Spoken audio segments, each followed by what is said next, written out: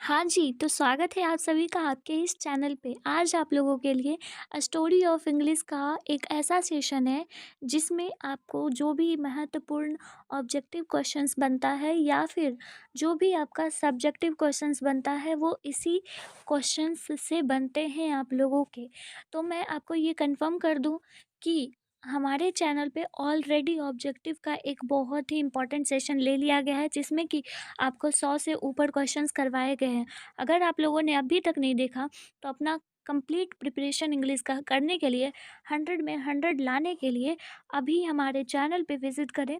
100 में 100 आपका लाने के लिए अभी नीचे डिस्क्रिप्शन बॉक्स में दिया गया है लिंक, उस लिंक पर क्लिक करें और ऑब्जेक्टिव क्वेश्चन अपना 100 क्लियर करें। और वो सारे ही जो है ऑब्जेक्टिव क्वेश्चन आपके इम्पॉर्टेंट ऑब्जेक्टिव क्वेश्चंस में चुन कर लाई हूँ, ठीक है? तो ये डाउट क्लियर हुआ। दूसरा डाउट कि सब्जेक्टिव क्वेश्चंस कहाँ से करें?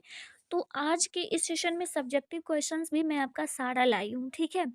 और तीसरा पॉइंट ये कि जो राइटर्स होते हैं जैसे कि शेक्सपियर्स हो गए, विलियम वर्ड्सवर्थ हो गए, जॉन कीट्स हो गए, इन सारे राइटर्स के जो वर्क्स होते हैं, इंपॉर्टेंट वर्क्स, वो भी वर्क्स मैं आप लोगों के लिए लाई हूँ। तो मैं पहले बता दूँ कि आप लोग शुरू से लेके अंत तक वीडियो ज़रूर देखिएगा। नहीं देखिएगा आपका नंबर जाएगा, हमारा क्या जाएगा, है ना? तो ये सारा आपका इम्पोर्टेंट क्वेश्चंस होने वाला है। पहला क्वेश्चन ये, इसी में से आपका लॉन्ग भी आ सकता है और शॉर्ट भी आ सकता है, ठीक है?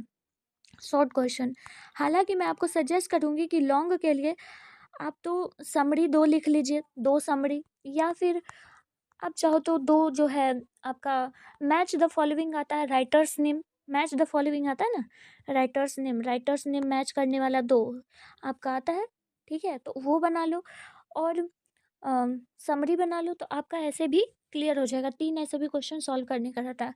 और एक थर्ड क्वेश्चन में आपका स्टोरी ऑफ इंग्लिश का लॉन्ग दिया हुआ रहता है क्वेश्चन, वो उसमें भी आपको 3 क्वेश्चन दिए हुए रहते हैं लॉन्ग के, तीनों में से कोई एक बनाना रहता है। तो आपके चॉइस पे है, हम आपके लिए सारा ये क्वेश्चंस लेके आए हैं। इससे आपका जो है शॉर्ट भी बनेगा और लॉन्ग भी बनेगा, ठीक है? मैं आपको यहाँ पे बता दूँ कि आपके एग्ज़ाम में 3 शॉर्ट आते हैं स्टोरी ऑफ इंग्लिश से, ठीक है? 3 शॉर्ट आता है, नहीं पता है तो नोट कर लीजिए, और 3 लॉन्ग आता है, ठीक है? 3 लॉन्ग आता है। तो लॉन्ग 3 लॉन्ग में से आपको बनाना कितना रहता है? 1 बनाना रहता है, मात्र 1, ठीक है?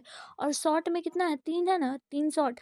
तो आपकी चॉइस है, आप बुक वाला बना लो, जो आपका मेन बुक रेनबो का है उससे बना लो, या तो फिर स्टोरी ऑफ इंग्लिश से भी बना लो, कोई दिक्कत वाली बात नहीं है। बाकी जो ऑब्जेक्टिव है वो तो आपको बनाना ही पड़ेगा, क्योंकि 60-40 का रेशियो रहता है। 60 आपका ग्रामर से रहता है और 40 आपका बुक से रहता है, और बुक में भी स्टोरी ऑफ इंग्लिश और रेनबो से दोनों से 40 नंबर का रहता है। तो आपको स्टोरी ऑफ इंग्लिश का ऑब्जेक्टिव क्वेश्चन करना तो मस्ट है, ज़रूरी है। तो लिंक नीचे दिया गया है डिस्क्रिप्शन में, ज़रूर से ज़रूर देखें आप लोग, ठीक है? तो ये सारा क्वेश्चन आपका जो है वो है स्टोरी ऑफ इंग्लिश का। कौन कौन सा क्वेश्चन है आप लोग देख सकते हैं यहाँ पे। फर्स्ट क्वेश्चन है ग्रेट वोवेल शिफ्ट कब हुआ था, ये पूछा गया है। सेकंड क्वेश्चन है फिर नॉर्मन कंक्वेस्ट के वोकेबलरी क्या होता है इंग्लिश में, इसका क्या इम्पैक्ट पड़ा है, वो पूछा गया है।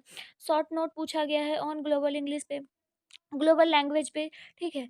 और ये आपका लॉन्ग में आता है, पूछा जाता है, लॉन्ग पे भी पूछा जाता है, शॉर्ट में भी कभी कभी पूछ लिया जाता है, वैसे लॉन्ग में ही पूछा जाता है। और आपको बता दूं ये सारा PYQ है, PYQ। आपको विश्वास नहीं है तो पिछले साल का जितना भी क्वेश्चन है आप लोग उठा के देखो, उन्हीं में इन्हीं क्वेश्चंस में से आपके आए हुए रहेंगे। जितने भी क्वेश्चन है सारे गेस क्वेश्चन है, आप लोग देख लेना, ठीक है?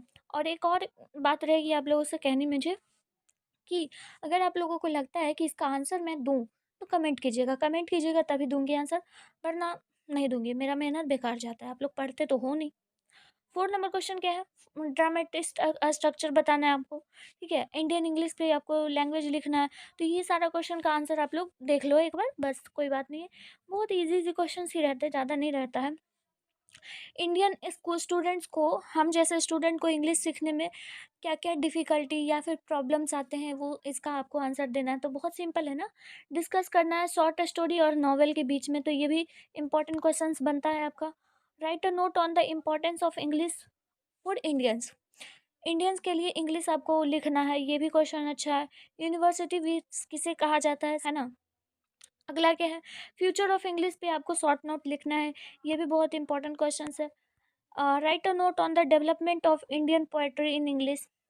इंडियन पोएट्री इन इंग्लिश पे आपको क्या क्या डेवलपमेंट्स हुई इंग्लिश में वो आपको बताना है 11 नंबर में।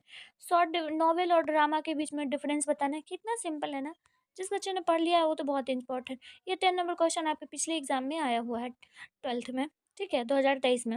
How can we improve our English, हम लोग अपनी इंग्लिश को किस तरह से इम्प्रूव कर सकते हैं वो उस पर आपको लिखना है। देखो मैं एक चीज़ आपको यहाँ पे कहना चाहूँगी कि क्या आपको नहीं पता है कि हम अपना इंग्लिश कैसे इम्प्रूव कर सकते हैं, आपको पता है ना, तो आप खुद से भी आंसर बनाकर लिखो इसको, लेकिन पेपर में ज़रूर लिख के आना। पेपर में लिख कर आना कुछ भी, इस इंग्लिश से ही रिलेटेड आप लिख देना। 10 लाइन इंग्लिश से ही रिलेटेड लिख दिया, है ना। आपको क्या क्या डिफ़िकल्टी आता है वो आपको बताना है, लेकिन पेपर में लिख कर ज़रूर आना है, ज़रूर से ज़रूर। एक भी क्वेश्चन को नहीं छोड़ना है, कोई भी क्वेश्चन हो नहीं छोड़ना है आपको। समझ आ रहा है ना बात? बात को समझिए, कोई भी क्वेश्चन छोड़ के आएँगे, देखिए छोड़ के आएँगे, आपको पेपर मिला है, पेपर मिल रहा है, क्यों नहीं हम लोग उस पेपर पे लिखें? पेपर क्यों बर्बाद छोड़े? पेपर बर्बाद नहीं छोड़ना है, समझ गए? सारे क्वेश्चंस को एकदम पूरी तरीके से करके आना है, समझ आया? जब तक आप नहीं कीजिएगा, कुछ भी अगर आप लोग लिखते हैं, टीचर कम से कम एटलीस्ट 1 नंबर तो देगा। अगर खाली पेपर रहेगा तो टीचर तो ऐसे करके निकल जाएगा, है ना? इसलिए सारे क्वेश्चन करके आना है आप लोगों को, ठीक है? देखिए ये सारा क्वेश्चन है, नोट ऑन ओल्ड इंग्लिश पे नोट लिखना है। ये सारा कितना इजी क्वेश्चन है। Why has in English become a popular in India, English क्यों पॉपुलर हो गया? ग्लोबल इंग्लिश पे लिखना है शॉर्ट नोट, इंडियन इंग्लिश पे लिखना है आपको शॉर्ट नोट। ये सारा बहुत ही इंपॉर्टेंट क्वेश्चन है। इंग्लिश क्यों जो है वो कहाँ से क्या क्या इंग्लिश बोरो किया है, इंग्लिश में इतनी सारी लैंग्वेजेस कहाँ से आई वो सब बताना है। शेक्सपियर का 2 वर्क बताना है, यानी कि उनकी लिखी हुई किताबें, ठीक है। आपके कौन है फेवरेट ड्रामेटिस्ट ये बताना है आपको, जो भी हो उनका आपको वर्क भी बताना है। 4 कंट्री ऐसे कौन-कौन सा जो है वो सेकंड लैंग्वेज है आपका। हमारा जो इंडिया है वो भी तो सेकंड लैंग्वेज के रूप में इंग्लिश को यूज़ कर रहा है, ये हम जानते हैं ना। उसके बाद फिर है लैटिन जो है वो इतना क्यों नहीं चला हमारे अभी अभी के जनरेशन में क्यों नहीं लैटिन इतना चला, ये पूछा गया है। स्पीच आपको बताना है, रिसिप्ट प्रोनाउंसिएशन क्यों कहा गया है, ठीक है। To concern Indian Indian poet writing in English, मतलब कि इंडियन पोएट जो लिखा करते थे इंग्लिश में उस वक़्त में क्या-क्या उन्हें प्रॉब्लम्स फेस करी जा रही थी। फार्स का मतलब क्या होता है ये आपको बताना है, ये पिछले साल का पूछा हुआ क्वेश्चन है, ठीक है। शॉर्ट क्वेश्चन में पूछा गया था, ठीक है। समझ आया? तो यहाँ तक आपका इतना सारा हम इम्पोर्टेंट क्वेश्चन दिए। अब आता है आपका, देखिए मैं दिखा देती हूँ आप लोगों को। देखिए, कुछ इतना मैं लिख कर लाई हूँ फ़ेवरेट, आप लोग एक स्क्रीनशॉट लीजिए या फिर वीडियो पॉज़ करके कॉपी पे लिख लीजिए आप लोग। इतना मैं लाई हूँ आप लोगों के लिए राइटर नेम और उनके कुछ वर्क हैं, ठीक है, इम्पोर्टेंट वर्क हैं। जैसे कि इनमें से इम्पोर्टेंट कौन-कौन है? चौसर का है, लैंगलैंड का है, उसके बाद फिर सरोजिनी नायडू का है, रवीन्द्रनाथ टैगोर का है, अरबिंदो घोष का है, कमला दास का है। कमला दास का एक और इम्पोर्टेंट लिख लीजिए, समर इन कोलकाता, ठीक है, उन्हीं का लिखा हुआ है, समर इन कोलकाता, आप लोग तो जानते ही होंगे, समर इन कोलकाता, ठीक है। तोरू दत्त का भी है, मुल्कराज आनंद का भी इम्पोर्टेंट है, अरुंधति रॉय का भी इम्पोर्टेंट है। यानी कि जितना इम्पोर्टेंट है ना, वो सारा इम्पोर्टेंट आप लोगों के लिए मैं लिख कर आई हूँ। तो निश्चित हो जाइए एकदम, इतना बस पढ़ लीजिए ना, कोई आपका कुछ नहीं बिगाड़ सकता। आपका एग्ज़ाम में 100 में 100 आपको नंबर मिलेंगे।